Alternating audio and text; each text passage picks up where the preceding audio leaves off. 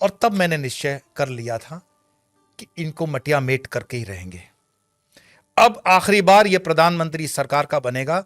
मैं आपको यहां से विनम्रतापूर्वक कहता हूं, अब जीवन में कभी भी गांधी खानदान का कोई चिराग प्रधानमंत्री नहीं बन सकता। श्राप है इनके ऊपर। बगलामुखी की हमने साधना की है जेलों के अंदर भाई। हमारे शुभ चिंतकों ने असम से बगलामुखी की साधना का अनुष्ठान प्रारंभ किया, क्योंकि सारा का सारा ये जो केस था ये फर्जी केस बनाया गया था। तो स्तंभन विद्या क्या होती है कि सारे गवाह हमारे खिलाफ बोलेंगे, ऐसे ऐसे लोगों को खड़ा कर दिया था। कई तो सरकारी कर्मचारी थे, वो पकड़ पकड़ के मध्य प्रदेश के लोगों को उन्होंने प्रताड़ना देकर हमारे खिलाफ खड़ा किया। लेकिन मैं आपको प्रामाणिकता के साथ बताता हूं, आप जो ये पप्पू के देखते हो वीडियो, तो पप्पू के वीडियो देखते हो तो आप नहीं देखते हो कि आलू डालो सोना निकालो, कभी मोटरसाइकिल का पंचर देता है। ये कैसे उसकी वाणी में क्या होता है, ये वाणी का खेल है बगलामुखी का। वो वाणी को स्तंभन कर देती है। अब उसने पंगा हमसे ले रखा था, हमसे मतलब इस केस के जो धुरंधारी थे। और सारा का सारा अनुष्ठान सोचो, 14 लोगों का अनुष्ठान है, 1.25 लाख का मंत्र है। वो आदमी जीवन में कभी वाणी सीधी नहीं बोल सकता। वो बोलने एक जाएगा होगा दूसरा, ये फंसेगा, कभी इसकी वाणी सीधी नहीं हो सकती है। और उसको अगर लगता है कि होलुलुलुलु करके वो सीधी करवा देंगे तो करवा दो, इटालियन में जाके करवा दे, नहीं हो सकती। ये सनातन की ताकत है, ये सनातन की शक्ति है, ये सनातन की श्रद्धा है।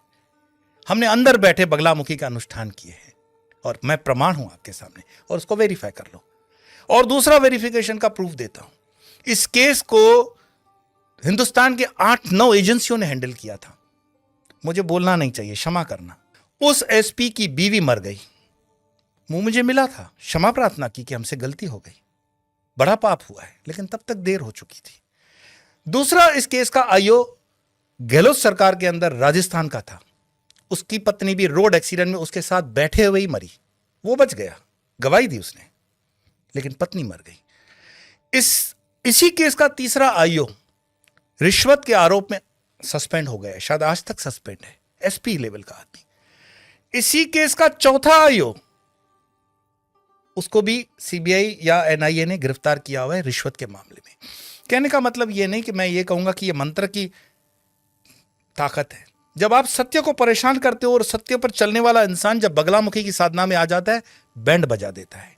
किसी गरीब को उतना मत सताओ कि वो तंत्र की साधना करके आपको सत्यानाश कर दे। तो जो भगवा आतंकवाद के ऊपर, पूरे हिंदू समाज के ऊपर उन्होंने लांछन लगाया था, मैं बड़ी श्रद्धा के साथ कहता हूं, वो सरकार अनंत जन्मों तक खड़ी नहीं हो सकती। इस जन्म में तो भूल जाओ, अगले जन्म में माफी मांग ले, हो सकता है, सोचेंगे, पर अब तो नहीं होगा।